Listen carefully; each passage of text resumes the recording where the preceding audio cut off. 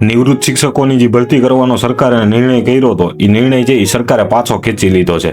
આ તો સારું થયું પાછો ખેંચ્યો, નકર છે ભણી ભણીને યુવાનોએ તો છે બેરોજગાર જ રહેવાનું રહે એવું જ લાગે છે. હવે આમાં છે સમજાતું એ નથી કે સરકાર છે એ અભણ આવી ગઈ છે કે અધિકારીઓ છે એ અભણ આવી ગયા છે. અધિકારીઓ છે એ સરકારનું સાંભળતા નથી કે પછી સરકાર છે એ અધિકારીઓને જે આવા નિર્ણય કરવા માટે જે દબાણ કરી રહી છે. આ જ સમજાતું નથી કે પછી બે છે એ અભણ જ છે સરકાર ને અધિકારીઓ, જેથી કરીને આવા નિર્ણયો છે એ લેવાય છે.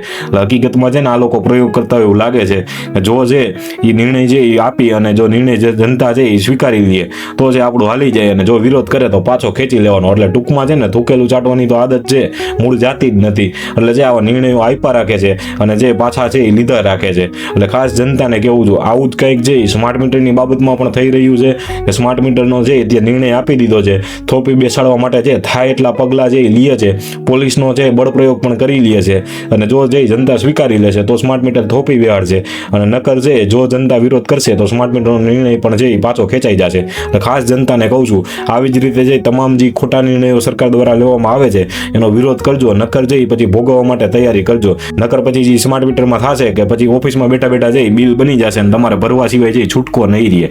જો આવું છે ન કરવું હોય, આવી તાનાશાહી આવી ગુંડાગર્દી છે એનાથી દૂર રહેવું હોય તો સરકારના જે ખોટા નિર્ણયો હોય એની ટીકા કરતા શીખજો. જો છે એક થઈ અને સરકારના ખોટા નિર્ણયોની ટીકા નહીં કરો તો આગામી સમયમાં છે આવા જ ખોટા નિર્ણયો છે લેવાતા રહેશે અને તમારે જે ભોગવવાનું રહેશે.